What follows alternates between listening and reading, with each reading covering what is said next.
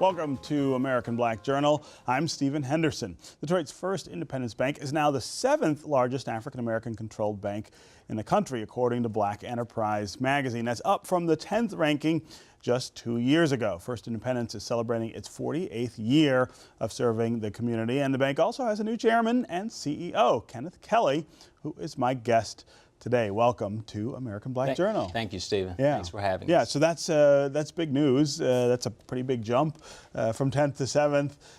Tell me why that happened. What is it that's fueling that rise up the rankings? Sure, Stephen. Thanks so much again for having us. We've been very fortunate and blessed here in the city of Detroit to have the support of the leadership in the city. Many of the agencies in the city, we've had some very prominent leadership who has made deposits with us in such a way that allowed us to grow our assets over the last year. And so we're very fortunate and very happy that we were able to move from the 10th position to the 7th position in 2017.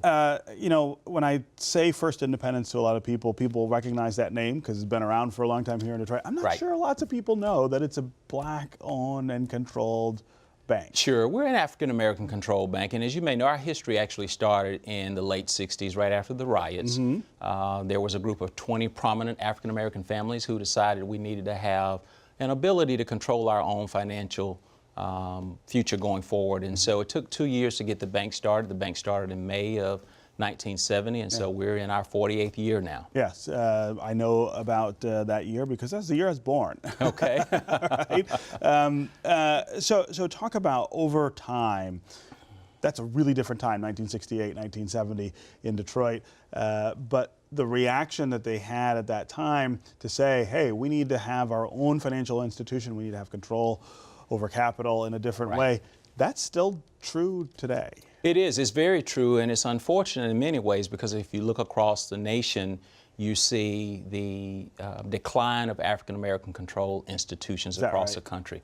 There's approximately only 20 that are left in the nation at this point in time, and we are pleased that Detroit is standing strong as one of those institutions. So the history, you know, the bank has had its challenges through the 70s and the Jimmy Carter days when interest rates were high, and in fact the control of the ownership was gained by a gentleman named Don Davis, who many know in this community, and his legacy and his trust now still controls the majority interest in the institution.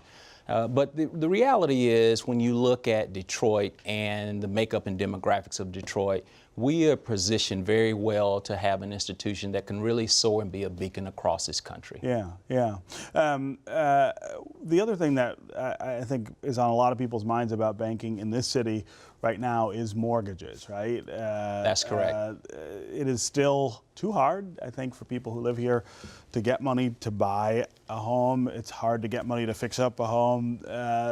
Talk about First Independence' role in this changing real estate market and making sure that African Americans have the access that they should. Yes, one of the challenges in Detroit, and I know the mayor's been trying to address this, to figure out how to move Detroit from a land contract city and environment to more of a real mortgage environment. And the challenge is, conventional 30-year mortgage, that's conventional mortgages. And so that's something that we're thinking about on a daily basis and trying to figure out how can we be a catalyst for individuals to move into a home and to buy a home. As you know, as you talk about financial literacy and wealth, the biggest asset that most families will ever have is their home. Your house, right? And so we know and understand that that is a critical part of financial literacy, and we believe that we want to be a part of the solution to help hopefully evolve this market from a land contract market to a mortgage market.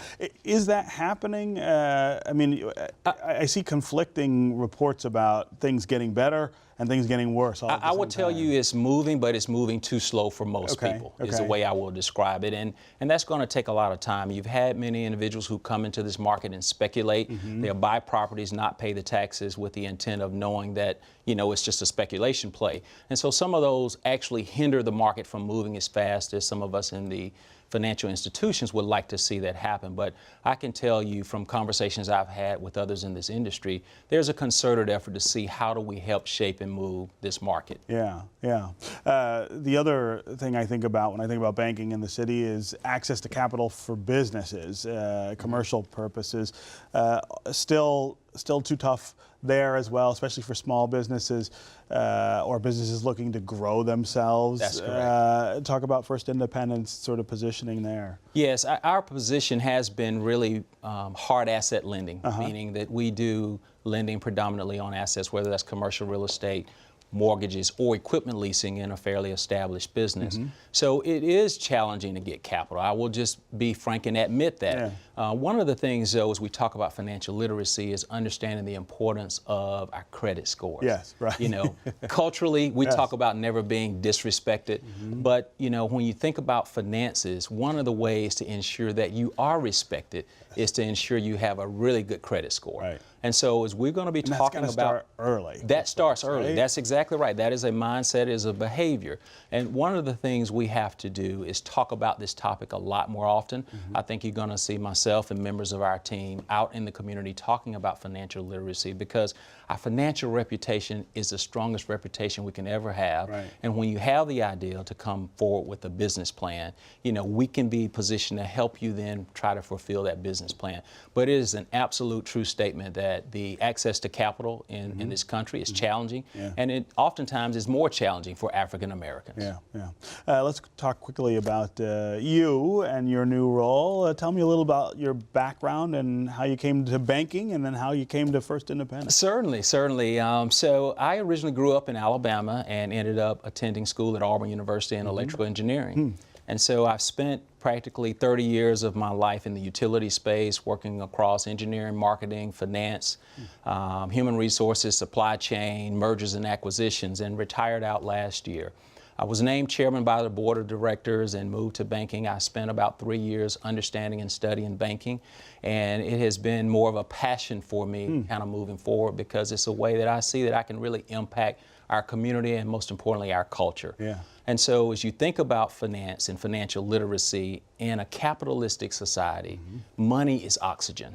And so one of the things that I believe in is the ability to help people understand from day one, as you said, starting earlier, that if you are treating your finances correctly, if you treat your credit score and your FICO score correctly, it makes life a lot easier in a capitalistic society. It does. And that's how you get ahead. And whether you agree with it or not, that is the system we have. That's correct, and that is reality. And so, you know, we've been in this seat now for the last, year plus. Been excited. We're excited with some of the things that are going on. Our employees have been loyal and dedicated, and you see some of those results in the way that we have moved from our pre-tax return on assets in the state. We were in the 90s of the fourth quartile a year or two ago, and we're now in the top of the second quartile. And so that's a reflection of the dedicated employees here in Detroit, and in particular in First Independence Bank. All right. Well, congratulations. Thank you. Moving up the rankings, and congratulations on your new job. Thank you. Thank you so much, Stephen. All right. Thank you.